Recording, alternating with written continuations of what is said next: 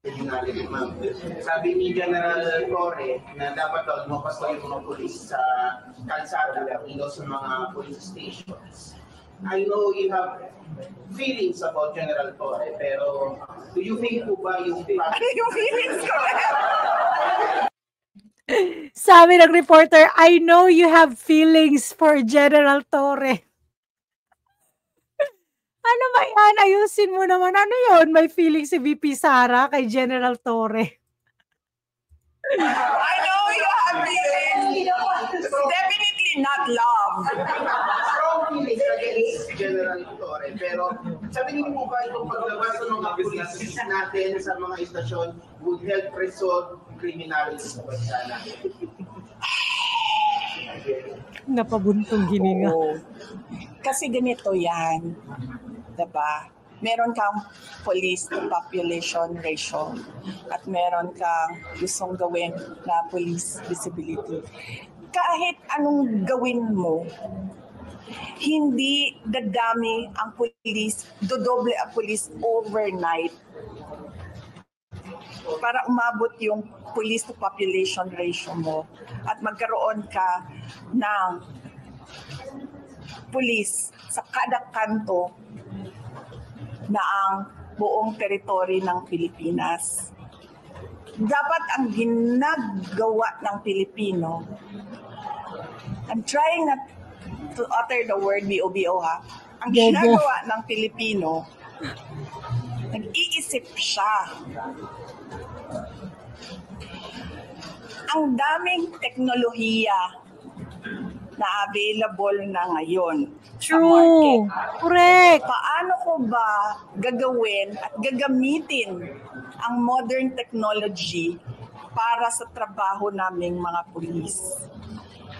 Yung problema kasi, matanda na si General Torre, wala siyang kaalam-alam sa teknolohiya. May drone, may robot, may CCTV, napakaluma na yan ng CCTV, at napakarami pang iba na pwede mong gamitin, pwede mong i-harness from the universe para gumaling, gumanda, at umayos ang trabaho ng pulis. Bakit nandoon ka pa rin sa ilalagay ko ang pulis sa kanto? Na with a drone, with a robot, kasi robot ang pagkakaalam ko sa pangalan nila, na pwede mong ano tawag yan? Hindi, ikalat. Hindi. Anong tawag nung pag ang pulis? Patrol. Patrol. Yes, sorry.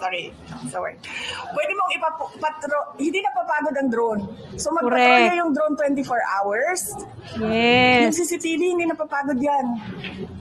So yung CCTV mo, 24 hours, bakit nandoon ka pa rin sa ilalagay ko ang pulis na hindi mo nga talaga mahabol yan lahat with your human workforce. So dapat ang iniisip mo how to modernize and leverage the available technology out there to improve the Philippine National Police.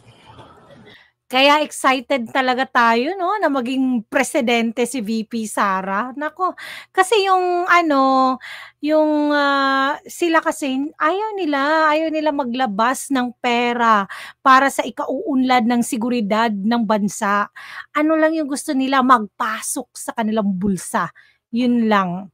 Talaga. Kasi kung talagang walang korupsyon, dito mapupunta yung mga pera ng bansa para mas lalong dumami yung tourism kasi sobrang safe. Uy, alam niyo sa Pilipinas, yung drone nila nagpapatrol 24/7. Talagang wala kang grabe, di ba? Nako. Andun pa rin tayo sa 1980s, 1970s na magpatrolya ang mga pulis sa daan. Di ba nga, pwede mo nang hulihin ang tao or pwede mo nang i-charge ang tao or i-fine ang tao based on CCTV footage. Pwede na, di ba? Kasi meron ng contactless apprehension sa traffic na supposedly dapat ginagamit na rin natin. So, hindi ko alam. Sorry, I'm just really frustrated sa mga pangyayari. Na I really feel where she's coming from kasi guys, yung turismo ng Pilipinas bagsak na bagsak. Imagine, mas mataas pa yung turismo ng Cambodia. Hello! Sobrang daming magagandang beaches na talagang dinadayo sa Pilipinas ng iba't ibang country, no? Pero ngayon wala na kasi yung Europe may travel advisory, yung China may travel advisory.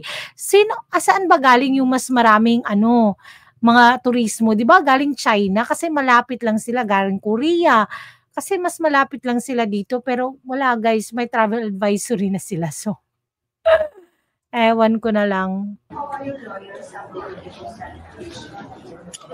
Sabi niya ni Attorney Michael Paua, he is the spokesperson for the defense team. So any questions about the impeachment, you can direct it to him and then he will give you an interview.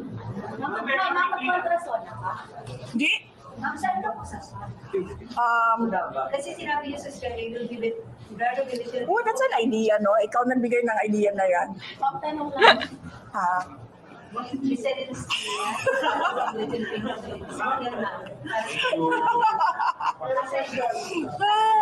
Ma'am, so pending. Hindi, no, meron kasi kaming supposed rally, pre-Duterte now rally sa Korea. But naka-hold yun. So hindi ko alam kung matutuloy yun.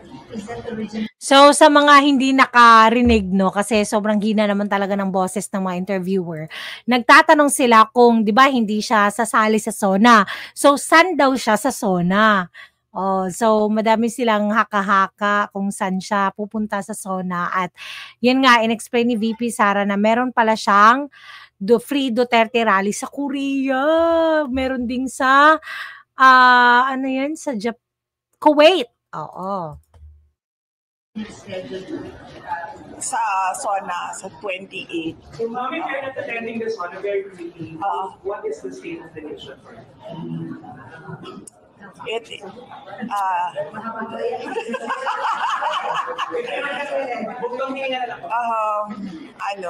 What is the state of the nation for you? Tinanong si VP Sara ng isang reporter. The state of the nation is dire. It is sad. And for me personally, it is frustrating. The state of the nation daw is very frustrating. Odd. Kaya guys, kayo, anong version nyo? Ano yung state of the nation for you? Comment it down below and don't forget to like and subscribe to my channel. Have a great day, guys. Bye. God bless.